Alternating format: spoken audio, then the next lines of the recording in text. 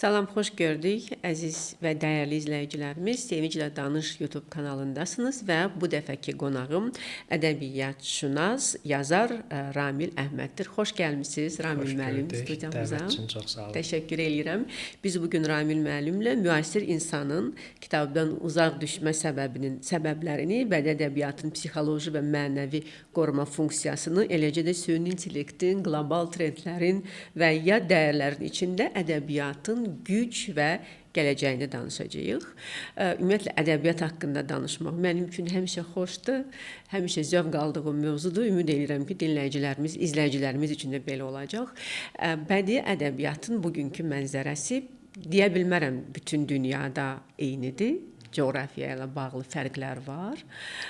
Amma bununla bağlı bəzi ekspertlərin heç də ürək açmayan fikirləri var Ramil müəllim. Məsələn, mövzunu araşdırarkən bir ekspertin fikri ilə tanış oldum. Onun belə bir fikri var.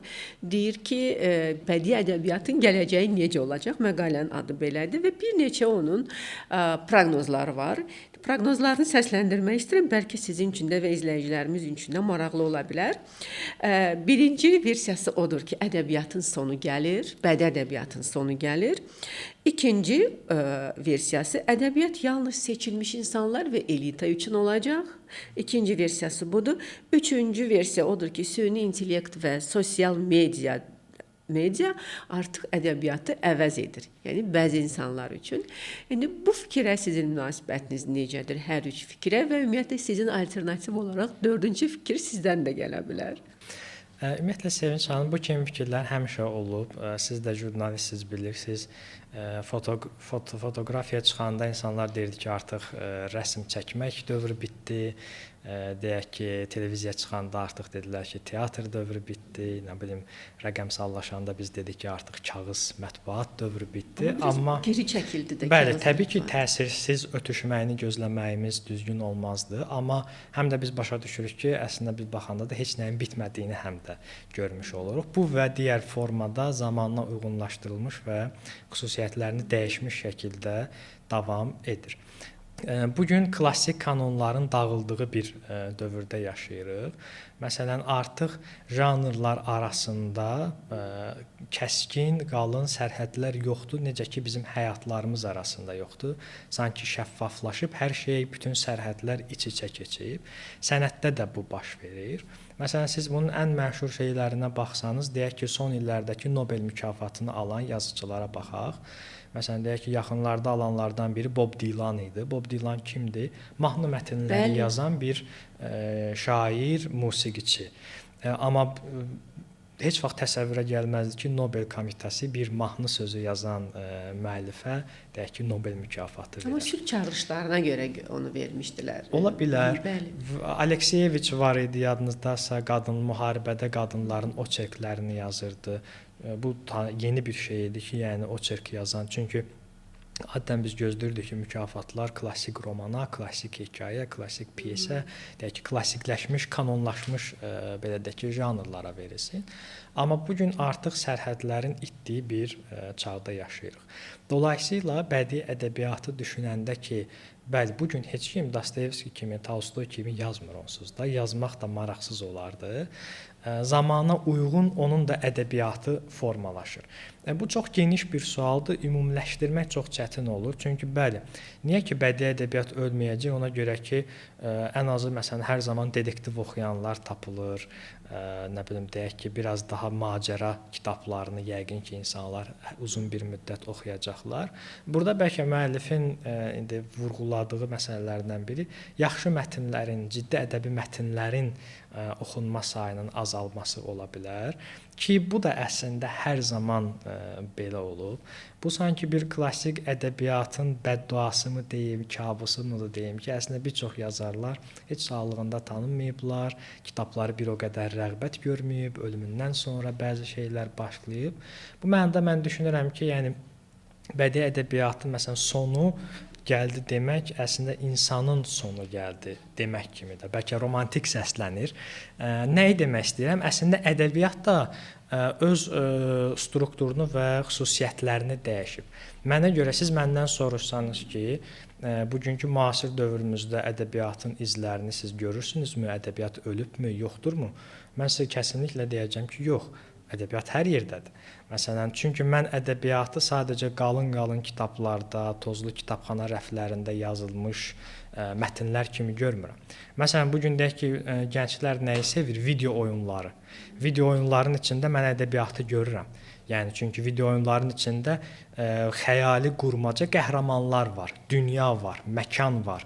Qəhrəmanların o xəyali oyun qəhrəmanlarının yaşadıkları konflikt, müsbət qəhrəmanlar, mübarizə apardıkları mənfi. Bunlar hamısında ədəbiyyat elementi kimi mən oxuya bilirəm. Və ya məsələn bu gün reklam çarxlarına baxın. Heç kim bizə məhsulu satmır. Həmişə dediyim kimi məhsulun hekayəsini satır. Marketinq bizə hekayələr üzərindən, hisslər üzərindən təsir etməyə çalışır.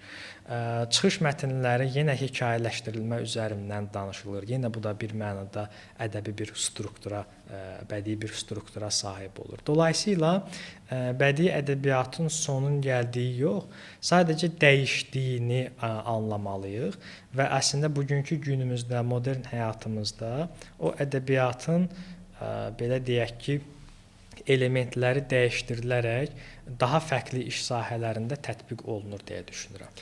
Ədəbiyyatın missiyası həmişə mübahisəli olub. Hər onu bir nəyləsə bir missiya ilə ümumiyyətlə bağlayıb da və hər dövrlərdə bəlkə də bir missiyası olub. Hətta bununla bağlı Tolstoyun, Dostoyevskinin də özünə məxsus fikirləri var ki, ədəbiyyatın missiyası nə olmalıdır? Müasir zamanda ədəbiyyatın missiyası nə olmalıdır? Ümumiyyətlə qabaqki missiyasını davam etdirir ədəbiyyat, yoxsa onun missiyası dəyişir? Bu suala tək bir cavab yəqin ki, yoxdur. Çünki ədəbiyyat nədir sualının təbii ki, bir klassik tərifi var ədəbiyyatşünaslıq kitabında olanlar, amma fəlsəfi mənada ədəbiyyat nədir sualı hər müəllifə görə dəyişir. Ədəbiyyatın missiyası nədir sualı onu yazan müəllifin mətninə görə dəyişir və ya bəzən də kitablara görə dəyişir. Bu kitabın missiyası başqa ola bilər, yazarın o biri kitabının missiyası tamam fərqli ola bilər. Ədəbiyyatın missiyası əslində çox maraqlı bir sualdır. Mən özümdə düşünsəm, hər zaman uzun müddətli düşündüyüm fikir var ki, ədəbiyyatın missiyası bir estetik zövq aşılamaqdır, insanı düşündürməkdir, empatiya hissini gücləndirməkdir, özünü başqalarının yerinə qoya bilməkdir. Ədəbiyyatın missiyası insan həyatını zənginləşdirməkdir. Yəni necə? İnsan həyatı çox limitlidir. Bəzən insan gənc olanda bunun fərqinə varmır, amma insan həyatı doğrudan da limitlidir və bu dünyada hər şey sənin başına gələ bilməz. Hər bir şeyi sən yaşaya bilməzsən. Dolayısıyla başqalarının həyatından öyrənmək mümkündür. Bunun başqalarının həyatından öyrənməyin ən yaxşı yollarından biri hekayələr və ədəbiyyatın içində öyrənməkdir. Bizə bəzən kimsə nəsihət verir, bunu belə eləmə, bunu belə eləmə. Bu insanlara ehkamlar, fikirlər onların şuurlarını da tam yerləşmir.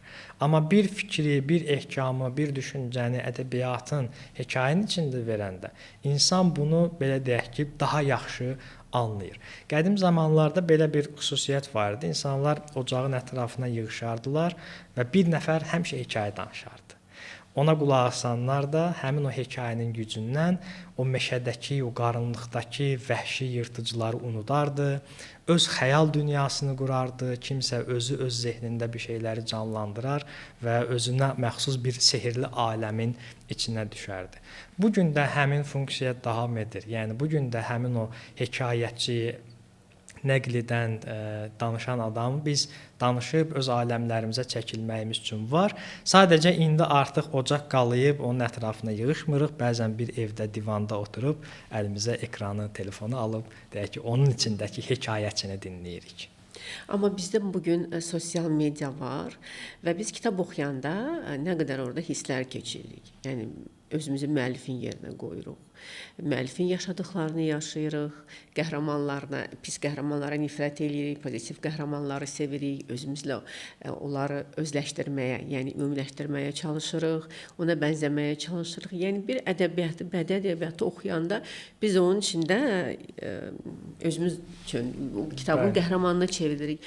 İndi bunu sanki bizə elə sosial media verir. O bir dəqiqəlik rizin içində biz kimisə qısa bir hekayəsini hekayəsindən tanış oluruq, elə onun içində bütün hissləri yaşaya bilirik.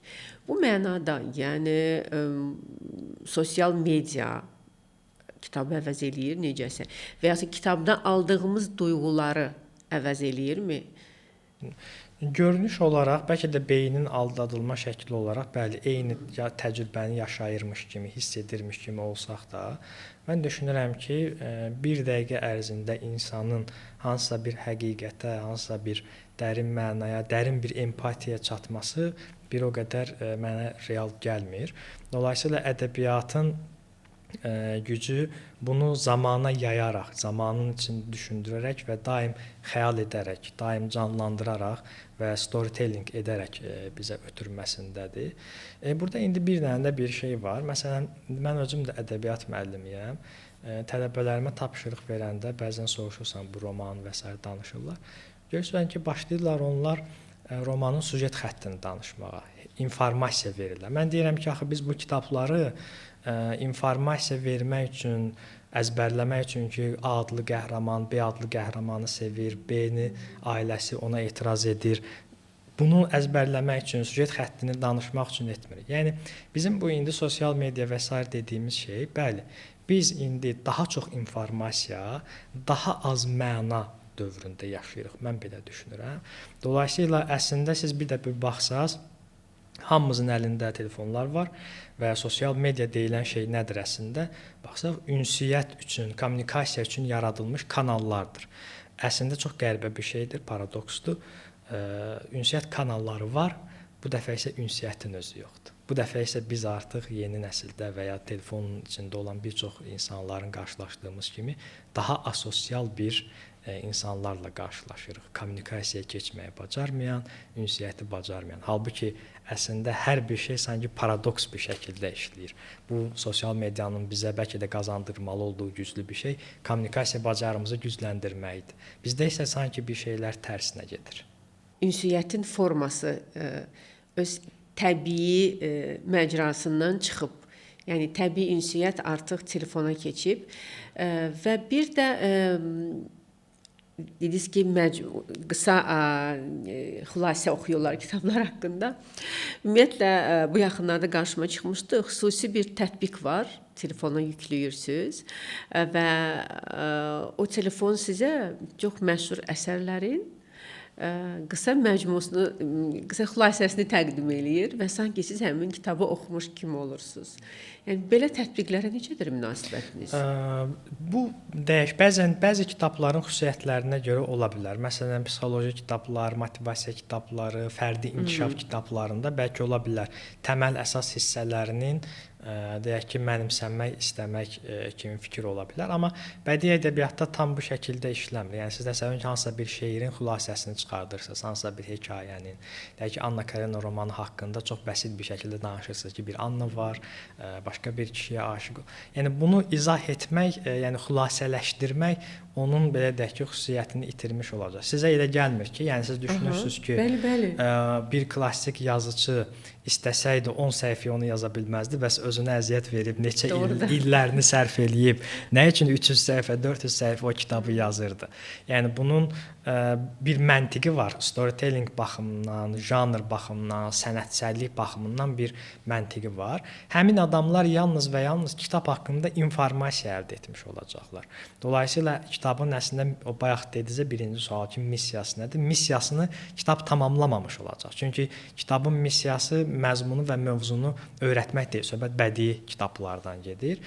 Çünki əslində mövzu o qədər də çox deyil. Mövzular bir-birini təkrar edir. Yəni dünyada yazıla biləcək qeyri-adi süjetlər və mövzular demək olar ki, eynidir. Məsələ üslubların dəyişməsindədir və mövzulara yanaşmanın dəyişməsindədir. Ölüm qorxusu, tənhalıq, sevgi, həyəcan, depressiya, bunlar hamısı bədii ədəbiyyatda işlənən mövzulardır, amma hər yazara görə, hər kitaba görə fərqli-fərqli, deyək ki, baxış bucaqlarından işlənir. Bu sürətli dünyanın, bu sürətli həyatın içində biz niyə bədii ədəbiyyat oxumalıyıq? Oxumalıyıq deyə bir şey varmı? Mən həmişə biraz sorğuluyuram bu məsələni ki, məsələn, deyək ki, biz deyirik ki, oxunmalıdır, bu belə olmalıdır, o elə olmalıdır. Olmalıdırmı? Özünüzə görə. söhbət mən niyə oxumalıyam? Bu bir mən düşünürəm ki, hər bir insanın həyata münasibətinə, həyat tərzinə görə dəyişir. Məsələn, mənim üçün kitablarsız bir dünyanı təsəvvür etmək maraqlı bir dünya kimi təsəvvür edə bilmirəm. Eyni şəkildə siz düşünə bilərsiniz ki, yeni nəsildə yox, tamamilə hər şey dəyişib. Yox, mən hər il ortalama 300-ə yaxın tələbə ilə ünsiyyətdə oluram və görürəm ki, yox, bizdən də 10 yaş, 15 yaş, 20 yaş deyək ki, kiçik bir nəsil, onlar da necə kitaba bağlıdırlar, onlar da necə ədəbiyyata, sözə bağlıdır. Yəni bilirsiniz, burada bir dənə də bir şey unutmaq olmaz. Bəli, bu gün biz baxanda zahirən hər şeyin formaca çox tez dəyişdiyini görürük. Bu bizi aldadır. Bəli, formaca hər şey dünyamızda bu gün sürətlənir, yenilənir, dəyişir. Amma mən düşünürəm ki, bir çox hallarda mahiyyət bu qədər tez dəyişmir. Yəni məsələn, ictimai şuur deyilən bir şey ki var. Bu ictimai şuur daşlaşmış, qəlibləşmiş bir şeydir və bu sürətli dəyişmir. Yəni biz sanki formaca, bizim mənfi olan xüsusiyyətlərimizdən bəlkə də biri budur ki, biz daim formaca yenilənirik, amma mahiyyətcə yenilənmirik. Dolayısıyla bizim əslində zahirdə gördüyümüz formaların batininə baxsaq, daxilinə baxsaq, məna və mahiyyətsizlik görmüş olacaq. Biz bəzən zahirən modern kimi görünsək də, daxilən əslində bu modernliyin haqqını vermirik. Məsələn, ədəbiyyatda da belədir. Bəzi yazarlar deyir ki, mən modernist yazıcıyam, mən yenilikçiyəm. O zaman həmin yazara sual verirsən ki, sən nəyə görə yenisən? Artıq həmin yazarın cavab verməkdə çətinlik çəkəcəyini görəcək. Çünki yeni deyilən şey köhnəyə olan münasibətdə formalaşır.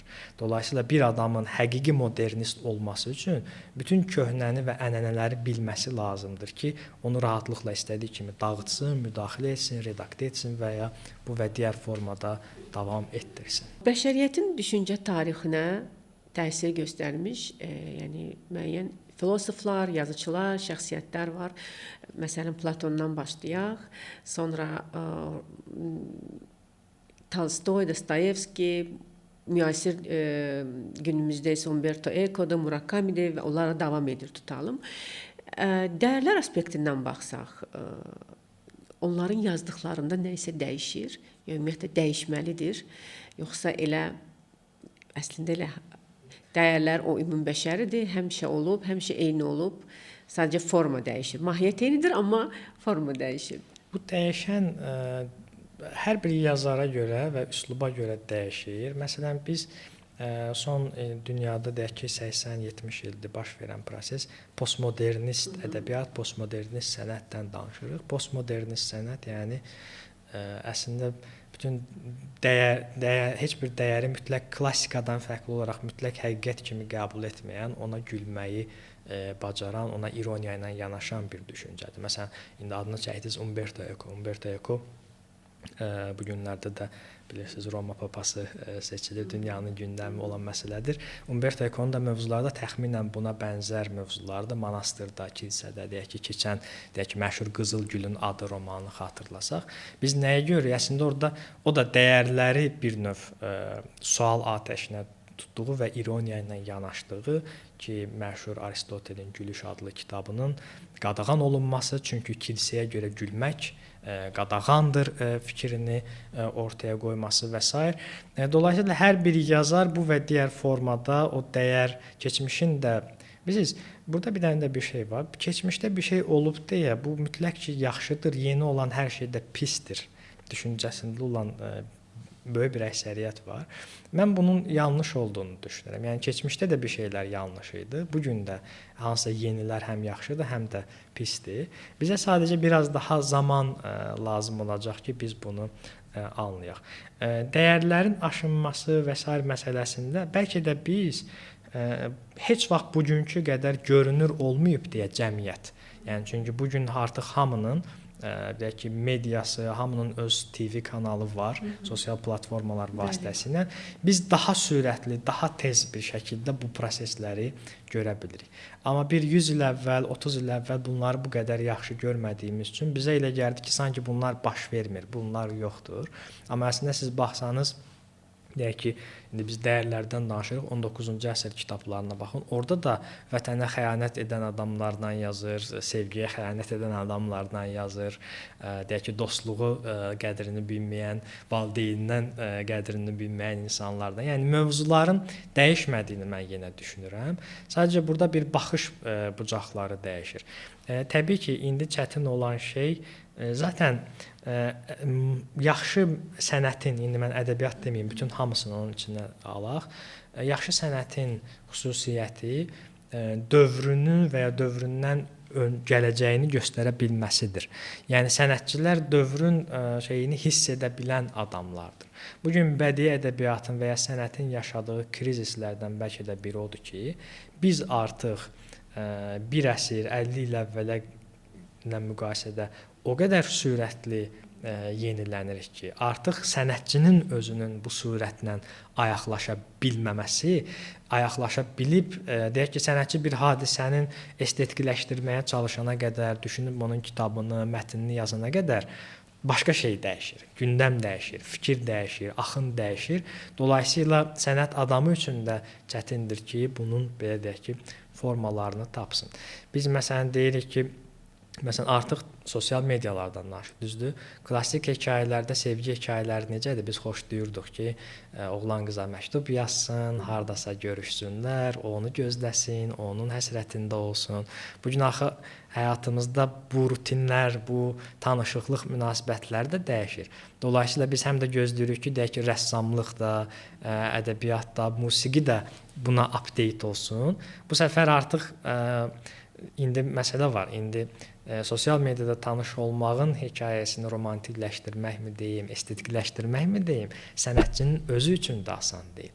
Nəyə görə? Çünki sənət həm də bir dialoqdur. Yəni sənətçi, sənət adamı özündən əvvəlkilərə baxaraq, öyrənərək, onların mətnləri ilə dialoqa girərək bir şey yaradır. Bugünün sənətçinin çətin tərəflərindən biri odur ki, artıq bizim əlimizdə yeni alətlər var və bu yeni alətləri istifadə edib bir şeyə çevirmək lazımdır, modern olmaq lazımdır və indiki dövrdə çox çətindir. Hamımız zamanla yarışırıq bu baxımdan. Demək ki, yazıcı da necəsə bu müasir bu axında olmağı bacarmalıdır. Mütləq. Axı əgər olmasa o zaman bugünün insanına xitab etməyəcək. Biz onu oxuyacaq, deyəcək sanki elə bir ki 50 il əvvəlki şeyləri yazır.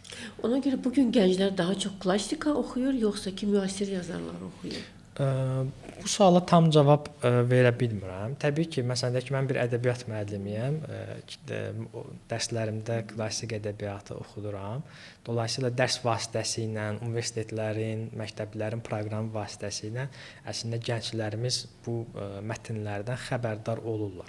Amma təbii ki, tələbəlikdən sonrakı dövrdə, yəni belə deyək, dərs bir növdə məcburiyyəti içində qoruyan bir şeydir, amma bu azad seçimsiz, yəni heç bir dərs olmadan, tapşırıq olmadan kim nə oxuyur, necə oxuyur, bu barədə cavab verməyim çox çətindir. Biz uşaq vaxtı klassika çox oxuyardıq, klassik ədəbiyyat çox oxuyardıq. Yadımdadır, uşaq ədəbiyyatı adlı külliyyat buraxırdılar və biz o külliyyatda dünya ədəbiyyatının ən gözəl nümunələrini oxuyurduq. Jules Verne-lə tanış olurduq, ümumiyyətlə onu oxuyurduq, xəyal dünyası qururduq və ümumiyyətlə mənə elə gəlir ki, biz o kitabları oxuyurduq və bugün formalaşmağımızda o kitabların çox böyük rolu var. Yəni bugün biz əgər özümüz üçün, məsəl üçün bir sədaqət adlı bir dəyərimiz varsa tutalım. Mən elə fikirləşirəm ki, o bizim uşaq vaxtı oxuduğumuz müəyyən kitablar var idi, onların təsiri ilə formalaşıb və ya mərhəmət və ya heyvanlara sevgi, dostluq. Bəs bugün vəziyyət necədir? Yəni bugün də ədəbiyyatın tərbiyə etmək funksiyası qalmaqdadır, yoxsa ki sosial media, tutalım intellekt ədəbiyyatın bu xüsusiyyətini də sıxışdırıb bir güncə. Əslində mən sizə deyim ki, uzun bir müddətdir modernist yazarlar ədəbiyyata bir dərs vermək, tərbiyə funksiyasını yükləmirlər. Amma belə idi. Bəli, içində var idi, bunu etiraz etmirəm. Əsas olan estetik zövq almaq, necəsə düşünmək, sorğulamaq, bu dəyərləri yaratmaq idi. Təbii ki, bilirsiniz, zaman dəyişir, sizin uşaqlığınız tamam başqa bir dövr idi. Mənim uşaqlığım bir başqa, bizim Bəli, uşaqlarımızın düzdür. uşaqlığı da tamam başqa cür keçəcək. Biz dolayısıyla yeni bir dövrün astanasındayıq və biz bilmirik nə olacaq. Çünki bilməyimiz üçün indiki deyək ki, uşaqlarımızın, bu nəslin biraz daha formalaşması və lazım olacaq. Bəlkə də sizə deyim ki, elə bu nəsil daha yaxşı olacaq köhnədən. Daha fərqli olacaq. Daha biz gözləmədiyimiz yeni şeylər baş verəcək. Mən buna da inanıram. Və inanmıram, mənim bir də inandığım bir şey var. Mən inanmıram ki, tarixdə həmişə belədir. Yəni sənət cərəyanları və s. də belədir. Nəyisə nöqtə qoyulub qurtarılmır. Yəni davam edir. Yəni o davam edən şeylər də var. Yenə uşaqlarına nağıl oxuyanlar, yenə uşaqlığı kitabın içində böyüyən yeni nəslin içində də bu var. Köhnə nəsildə də biz iddia edə bilmərik ki, hamının elə uşaqlığında kitab oxudu. Yəni orada da kitab oxumayan insanlar var. Dolayısıyla mən düşünürəm ki, bu davam edən bir prosesdir. Amma təbii ki, biz yeni dövrün, yəni artıq biz bəlkə daha praqmatik, daha praktik bir nəsillə qarşılaşmış olacağıq. İstənilən halda mən burada bir dənə də bir şey düşünürəm ki, biz onlarla dialoqa açıq olmalıyıq.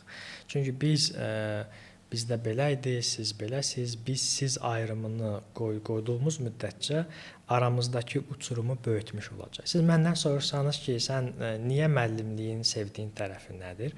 Bütün bu fayda vermək, bilgi paylaşmaq, bundan əlavə müəllimlik həm də mənə o dediyimiz bir şey var, yenilənə bilmək gücünü verir.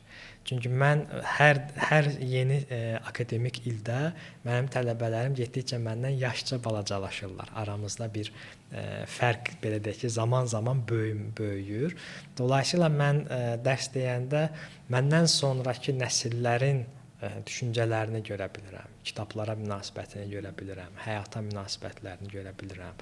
Sizə deyim ki, bir çox şeyləri də mən onlardan öyrənirəm, deyək ki, bu baş verən yeniliklərmi deyək, texnoloji dəyişikliklərmi deyək, onların da, yəni məsələn, düşünürəm ki, onlardan da öyrənə biləcəyim çox şey var və bu mənada bəzən tələbələrimin açıq bir şəkildə köməyindən müraciət edirəm.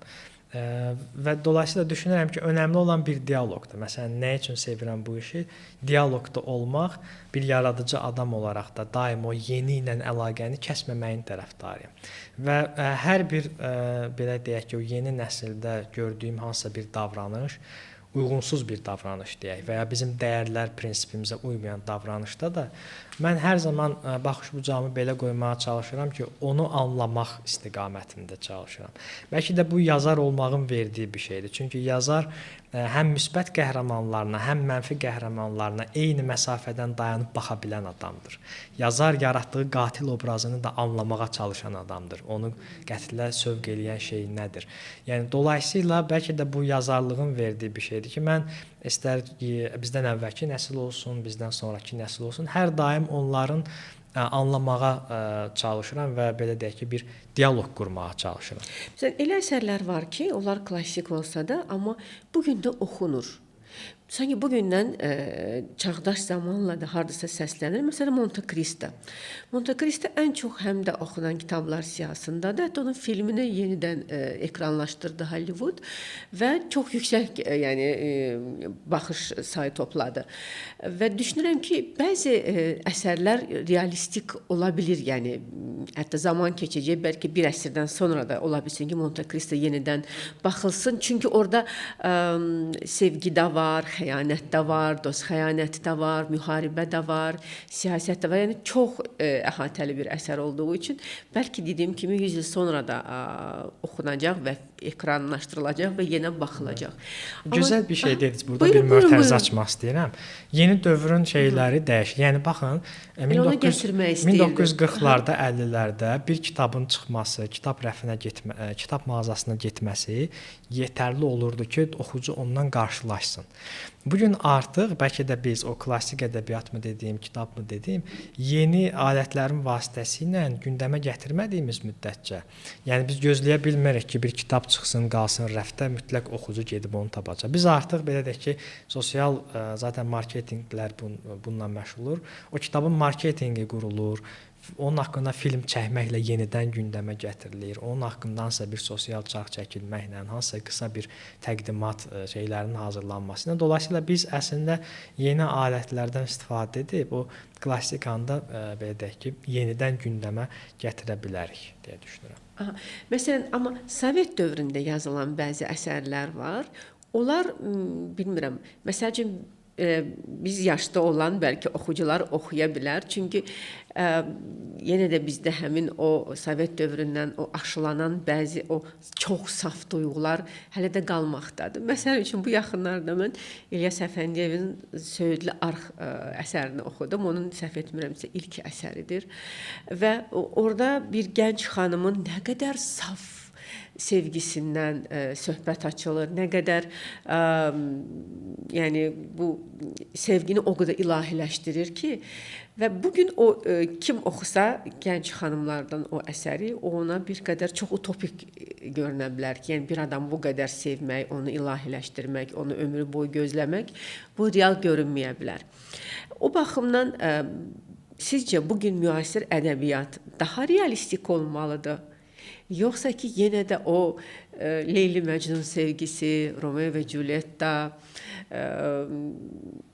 və heç vaxt bir adamı ömrünün sonuna kimi sevmək, onu gözləmək, bu kimi dəyərlər hələ də öz əksini tapmalıdır əsərlərdə.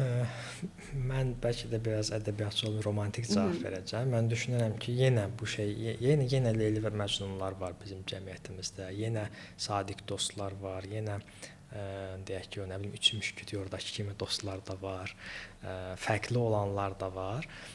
Mən düşünürəm ki, yəni burada bir indi siz ədəbiyyat və dövrlər məsələsi dediniz. Təbii ki, dövrə görə bəzi kitablar öz funksiyasını itirmiş ola bilər. Məsələn, bizim Sovet dövründə yazılmış bir çox kitablar bu gün üçün səmimi desək hamımız üçün maraq. Çünki həddən artıq siyasidir, arxasında bir tezis var və bu tezislər köhnəlib. Çünki biz artıq kommunizm dövründə, sosializm dövründə yaşamadığımız üçün bizim üçün mahiyyəti olaraq bir çox şeylər ifadə etmir. Məsələn, ona görə də fikir versəniz, Sovet dövründə, SSR dövründə milyonlarla satılan, hamının oxuyub ağladığı, güldüyü, həyəcanlandığı kitablar bu gün həyatımızdan çox çəkilib. Yəni sanki yoxmuş kimilər də var.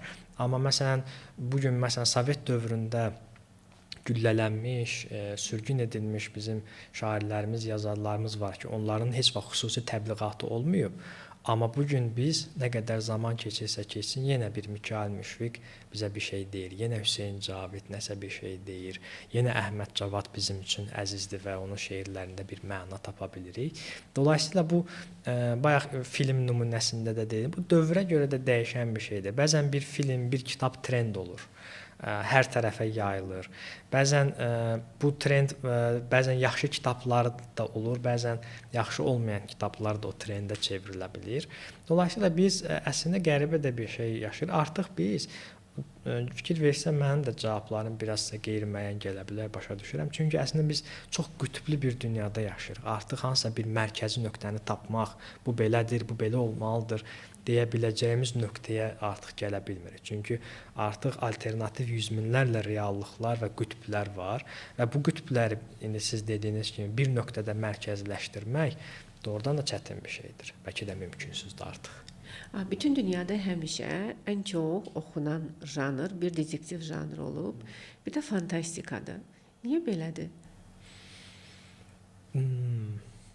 Mən düşünürəm ki, bu süjetində bir macəra, dram olduğu üçün düşünürəm ki, ola bilər və dedektiv janrlar adətən biraz tempi yüksək olan, sürətli olan. Bu gün də məsələn dedektiv janrında kitablar olmasın, filmlər olsun, daha çox izlənilir, daha çox baxılır. Tempi daha yüksək, həyəcanı daha yüksək olduğu üçün bəlkə insanlar buna maraq göstərir. Bir də mən düşünürəm ki, bu kitablarda bəzən alt qatında o qədər də yorucu məna, anlam axtarışları olmadığı üçün. Yəni çünki orada əsas məsələ hekayənin üzərində qatili tapmaq, sirri tapmaq, hansısa gizlənmiş, oğurlanmış əşyanı aşkarlayıb üzə çıxarmaq kimi mənalar olduğu üçün mən belə düşünürəm. Və detektiv janrı ilə bağlı hər zaman bilirsiniz, onun ciddi ədəbiyyat, qeyri-ciddi ədəbiyyat olması ilə bağlı həmişə mübahisələr var. Təbii ki, dünyada detektivin çox yaxşı nümunələri var. Agatha Christie, Patricia Highsmith var, Conan Doyle var, George Simenon var. Yəni bunlar detektivin klassikləri hesab olunurlar. Mən düşünürəm ki, insanlar, yəni hər zaman belə olub, bu gün də belədir, sonra da belə olacaq. Daha asan olana qaçırlar.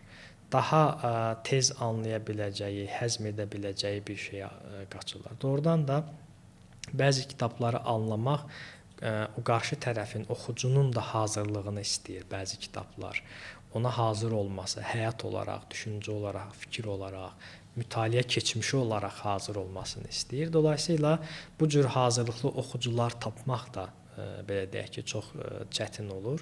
Çünki artıq zamanın da biraz sürəti tempində biz sanki oxumaq deyilən bir vərdişə vaxtımızın qalmadığı kimi də düşünürük və ya bizim oxuma keçmişimiz yaxşı olmadığı müddətcə biz o yeni kitablara açılmırıq. Məsələn, problem bilirsiz nədir Sevinç xanım? Bir adam ancaq ömrü boyu detektiv kitab oxumasıdır problem. Əgər doğrudan da o insanın içində kitab oxuma sevgisi, vərdişi, düşünmə, özünü axtarış şeyi varsa, necə ola bilər ki, bu adam bir dəfədə fərqli bir şey oxumasın? Yəni insanlar bilirsiniz, alışılmış oxucunun da komfort zonası olur da. Yəni necə ki insan həyatında komfort zonadan çıxmaq istəmir. Görünür oxucu da özünün o komfort yaratdığı o seçdiyi yazıçı qalereyası ilə belə deyim ki, komfort zonaya düşür və o komfort zonadan çıxmaq istəmir. Məsələn, demək istəyirəm ki, bir dəfədə qoy fərqli bir şey oxuyum, bir dəfədə detektiv olmayan bir şey oxuyum, bir dəfədə fantastik olmayan bir şey, bir dəfədə şeir oxuyum, bir dəfədə hekayə oxuyum. Yəni mənə gəlir ki, oxucu zaman-zaman özünü bu oxucunun komfort zonasından çıxartmalıdır və yeniliyə açıq olmalı. Çünki yenilənməyən, hər daim eyni şeyləri təkrar edən adamlar belə deyək də bir növdə bu ölümün başqa bir adıdır. Mən belə düşünürəm. Məşhur bir türk şairi var indi, Yahya Kemal. Onun ölümünə yaxın tapıldığı son 2 misra var. O belədir ki, təxminən ölmək qədərdə var, yaşayıb köhnəlmək nə hazin. Yəni hər bir insan öləcək. Bu insanın ölümü sadəcə fiziki olaraq baş vermir, mənəvi olaraq da baş verir. Mən düşünürəm ki, bu mənəvi ölüm də insanın özünü yeniliyə bilməməsi ilə, artıq yeniliyə açıq olmaması ilə, uzun illər boyunca eyni rutinin içində yaşaması və o komfort zonanın kənarına çıxmaması ilə də baş verir. Bu hər sferada baş verir. Yəni iş həyatında da baş verə bilər, ailə həyatında da, deyək ki, peşə həyatında da və eyni zamanda oxucu kimi də sən daim o ölü komfort zonaya sıxışmış ola bilərsən. Biz bugün kitab mağazalarına daxil olsaq, o qədər kitab var ki, yəni bilmirik hansını seçək. Ona görə də bax dediniz ki, bir kitabın reklamı çox ola bilər bəzən. Reklamı ona görə qaçırıq ki, çünki o çoxluğun içində seçim eləmək bizim üçün çox çətin olur. Qabaqlar necə idi? Qabaqlar seçim az idi və bir kitab əldən ələ keçərdi. Və bir kitabı bəlkə bütün sinif oxuyardı, bütün qohum-əqrəba oxuyardı. Amma indi elə deyil, tamam fərqlidir. Oxumaq üçün çox həddən artıq çox seçim var. Bu deməkdir ki, yazmaq istəyənlərin sayı çoxdur və yazanlar çoxdur. Niyə bu qədər yazmaq istəyən var? Hamının istedadlı hesab etmək olarmı? Hamı yaza bilərmi? Maraqlıdır. Hamı yaza bilərmi? Hamının yazdığı da oxunurmu? Yəni bu çoxluq ümumiyyətlə nə verir bizə? Bilirsiniz, qədim qaya üstü rəsmlərə, mağaralara baxsaq, görürük ki, orada insanlar ora bir şeylər çəkiblər, cızıblar daşlarla nəsə. Ən qədim insanın içində belə özünü ifadə etmə, öz içindəkini çölə çıxartmaq kimi bir duyğu və ehtiyac olub. Bu bir ehtiyacdır, bəli, çox gözəl dediniz. Yazmaq da sənət növləri arasında, yazı da bir çox insana ən tez başa gələn janr kimi görünür. Nəyi demək istəyirəm? Məsələn, fikirləşir ki, mən rəsmi necə çəkim, xəttləri düzgün birləşdirə bilmirəm. Mən necə məsələn piano çalım, notları bilmirəm və s. və ilə axır. Amma hamı bu və digər formada fikirləşir ki, mən yaza bilərəm. Və ya Bir çox insan fikirləşir ki, mənim elə maraqlı həyatım var ki, danışsam romandır, danışsam kitabdır. Amma onlar yazmır. Bəzən də yazırlar, yəni hərəkət verici qüvvə bu olur.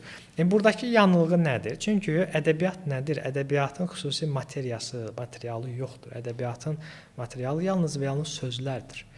Bu sözlər ki, hamımız, deyək ki, bir Azərbaycanda doğulmuşuqsa, hamımız Azərbaycan dilindən istifadə edirik. Dolayısıyla biz hamımız düşünürük ki, nə var ki, mən də danışa bilirəm, mən də bu dili bilirəm, mən də cümlə qura bilirəm. Dolayısıyla mən də yaza bilərəm, mən də özümü ifadə edə bilərəm. Bu düşüncə ilə belə bir şey. Ona görə məsələn ən çox tənqid olunan adamlar fikir verir, rəssamlar heç kim demir ki, niyə bu qədər adam rəsm çəkir, heykəl düzəldir. Amma deyirik ki, niyə bu qədər adam kitab yazır? Bu nəyə görə yaranır? İnsanlar da mən burada bir səmimiyyət olduğunu görürəm. Çünki bəzən deyir ki, mən bundan yaxşısını yaza bilərəm. O inanır, doğrudan da inanır ki, yaxşısını yaza bilər. Yenə dediyim o dilin aldadıcı xüsusiyyətindən dolayı. Amma biz həmin adama bir vərəq versə, desək ki, gəl başla, yalnız bir səhifə yaz. O zaman o başa düşəcək ki, düşünmək, xəyalında və zehnində yaratmaq, qurmaq başqa bir şeydir. O xəyalındakı və zehnindəkini kağıza köçürə bilmək, kağızda yaratmaq, ona bir dəyər, məna verə bilmək isə tamam belə deyək ki, işin deyək ki, ən əsas və çətin tərəfidir. Amma yazarlıq öyrədilə bilərmi sualını versəniz, mən buna təbii ki, nə hə, nə yox demək mümkün deyil, çünki konkret bir cavabı yoxdur. Amma təbii ki, öyrədilməsi həm də mümkün bir peşədir. Bu 19-cu əsrə qədər ümumiyyətlə yaradıcı sahələr xüsusi bir Allahın missiya ilə yer üzünə gəlmiş bəndələrinin monopoliyasında olan bir şeylər kimi görülüb. 19-cu əsrdə elmin inkişaf etməyi ilə, artıq sənətşünaslığın inkişaf etməyi ilə bütün bu xaotik görünən şeylərin arxasında bir sistemin, struktur tapılır və dolayısıyla bu strukturlar əslində bir-birini təkrar edən qəliblər olduğunu, yazının da bir peşə olduğunu və bunun metodları olduğu fikrinə gəlib çıxırıq. Dünyada bunu öyrədənlər var. Bu proses var. Dünyanın nüfuzlu universitetlərində qurulmuş yaradıcı yazı məktəbləri, kafedraları, departamentləri var. Azərbaycanda məsələn siz soruşsunuz, təəssüf ki, yoxdur. Məsələn Azərbaycanda rəssam olmaq istəyirsən, rəsmin kollecləri var, rəssamlar akademiyası var, bəstəkar olmaq istəyirsənsə Musiqi Akademiyası var, Milli Konservatoriya var, kolleclər var çoxlu sayda, heykəltaraş olmaq, memar olmaq istəyirsənsə, yəni bütün yaradıcı sahələrə fikir verin, onların institutlaşdığı, məktəbləşdiyi yerlər var. Bir dənə yazarlıq hələ ki bizim belə deyək ki, cəmiyyətimizdə əlahiddə bir yerdədir. Ədəbiyyat fakültələri var, amma ədəbiyyat fakültəsi yazıcı yetişdirən fakültə deyil. O ədəbiyyat tarixçisi yetişdirir, ədəbiyyatşünas yetişdirir, müəllim yetişdirir, amma yazıcı yetişdirmək kimi bir missiyası yoxdur.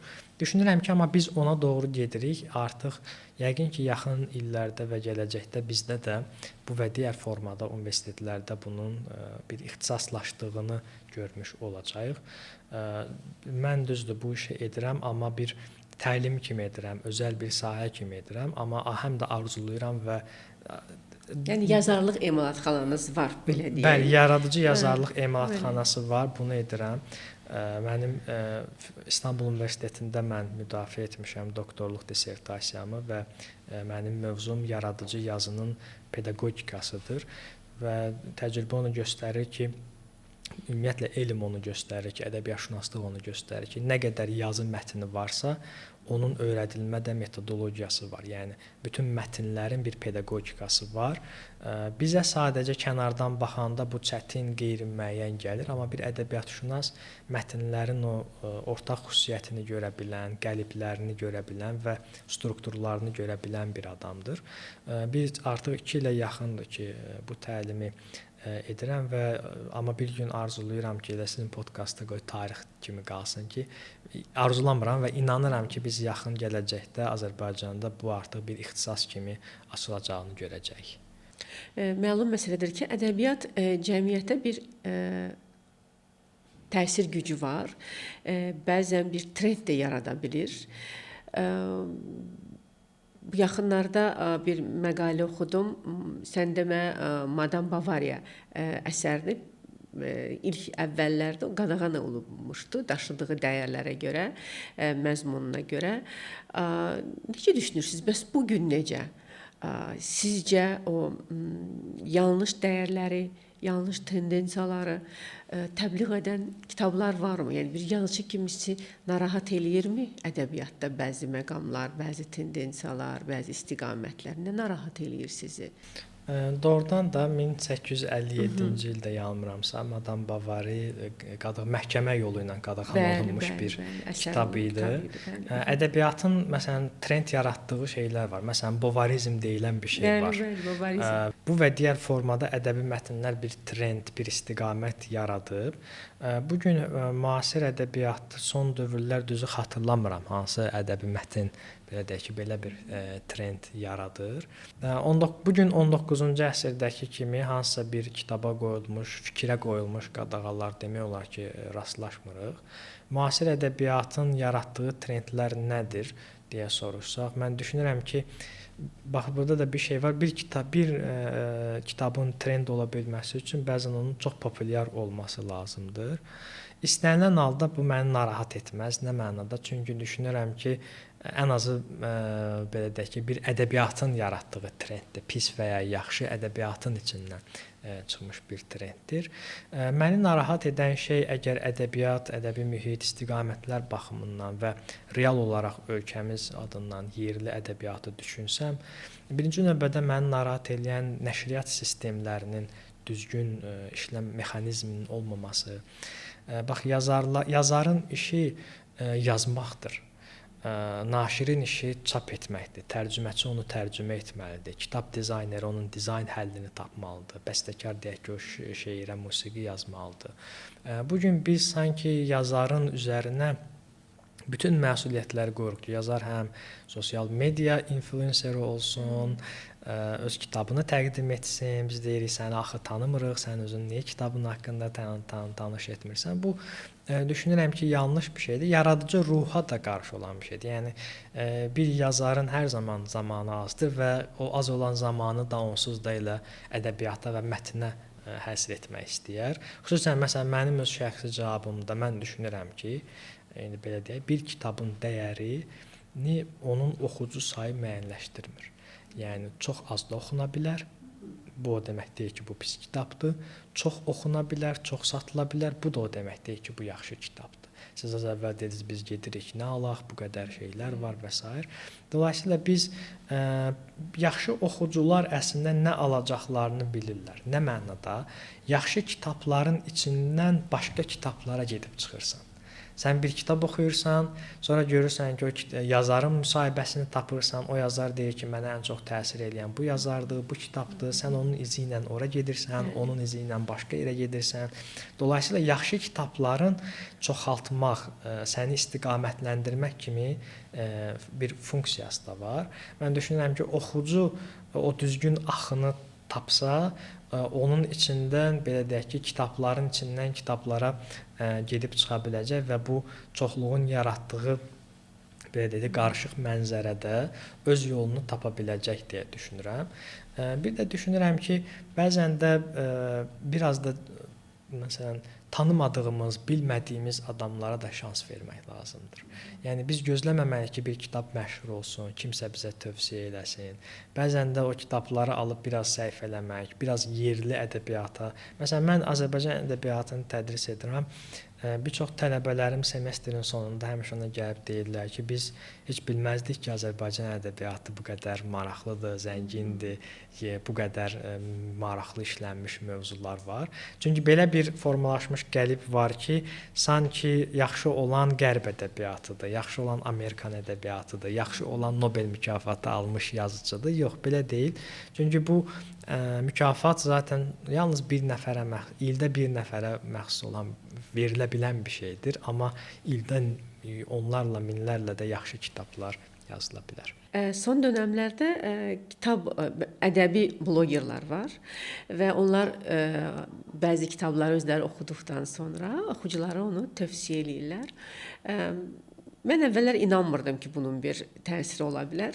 Amma sonra bir xanımı izləyəndən sonra onun tövsiyəsi ilə bir kitaba başladım oxumağa. Düzdür, kitab 4 cilddən ibarət olduğu üçün hələ də o kitabı bitirməmişəm. Bir 2 cildini almışam. Hələ də oxumaqda davam edirəm. Bu Concordia Antarovanın İki Həyat adlı belə bir romanı var. Mistik bir romandır. O kitabı başlamışam. Yəni hələ 4 cild olduğu üçün hələ də bitirməmişəm təbii ki. Yəni mənə maraqlıdır. Bu kitab təbliğatının doğrudan da bir önəmi varmı? Bir də kitab sərgiləri. Kitab sərgiləri, mənə elə gəlir ki, kitab sərgilərinin çox böyük rolu var. Yəni, Bəli, bunlar konkret bu blogerlər deyə bilmərəm, amma kitab sərgilərinin mənə gəlir ki, çox əslində böyük rolu var. hamısı bilərək və ya bilmərək bu və digər formada bəli bir təsir dairəsi yaradır. Hər bir bloqeri izləyən insanlar var, onun zövqünə inanan, onun seçimlərinə inanan insanlar var və belə deyək ki, bu və digər formada bir təbliğata çevrilir. Mən də zaman-zaman bizim Yazarol Az adlı bir sosial media platformamız var. Orada mən də sevdiyim kitabları paylaşıram və sevdiyim kitablardan əlavə deyək ki, mən heç vaxt bir roman, şeir kitabı yox, yazının strukturlarına dair yazılmış kitabları paylaşıram. Yəni yazarların özlərinin memuarlarını, yazmaqla bağlı xatirələrini, fikirlərinin toplandığı kitabları paylaşıram ki, yazmaq istəyən insanlar bu kitabları əldə edərək belə deyək ki, öz yollarını tapa bilərlər, onlardan öyrənə bilərlər. Dolayısıyla mən düşünürəm ki, bu çox önəmli bir şeydir. Yəni nəticədə önəmli olan şeylərdən biri də nədir? Təbii ki, tövsiyə verən adama kim olduğuna diqqət etmək lazımdır. Bəzən əgər bu peşəkar bir ədəbiyyatşünasdırsa, yaxşı bir zövqü olan blogerdirsə, şübhəsiz ki, o pis bir kitab belə deyək ki, tövsiyə etməz. Onu deyim ki, yazının bəli, indi siz tərbiyə etmək deyirsiniz, yazının şəfa vermək gücü də var, düşüncəni aydınlaşdırmaq, sistemləşdirmək gücü də var. Yəni insanlar yazı psixologiyada istifadə olunur, yazı terapiya, art terapiya dedikləri yazaraq fikirlərini sistemləşdirərək ondan qurtulma üsulları var. Dolayısıyla əslində indi deyirsiniz, uşaqları bəlkə də yazmağa da təşviq etmək lazımdır. Qoyun fikirlərini, düşüncələrini, fantaziyalarını açıq və rahat bir şəkildə ifadə etsinlər və onları heç bir şəkildə bloklanmasınlar. Uşaqlar nə oxumalıdır deyə soruşsaz, təbii ki, bizim çox qiymətli, indi siz Einsteinlə bir sitat verdiniz, nümunə verdiniz. Nə üçün nağıllar, nə üçün əfsanələr? Çünki burada inanılmaz bir fantaziya genişliyi var. Yaradıcı bir, sərhədsiz bir yaradıcılıq düşüncəsi var və eyni zamanda burada folklor dediyimiz bir şeyin bir dənə xüsusiyyəti var. Folklorlar hər bir xalqın kollektiv şuurunun məhsulu olduğu üçün, dolayısıyla biz də milli kimlik olaraq bu xalqın mənsub olduğumuz üçün biz onun folklorunu oxuduqca həm də o kimliyimizin bir parçasını tamamlamış oluruq. Biz bunu şuurlu şəkildə etmirik. Əslində alt şuurda bu proses baş verir. Dolayısıyla nə oxunmalıdır? Təbii ki, Azərbaycanın çox önəmli, yaxşı klassik dastanları var, nağılları var. Şeirlərdən qaçmaq olmaz, hər şeylə hekayə olmalıdır deyə bir şey yoxdur. Gözəl bizim deyək ki, şeirlərimiz var. Bunlar ümumiyyətlə yaxşı bir şey bu olardı ki, məsələn, burada yanlış mən nəyi görürəm adətən?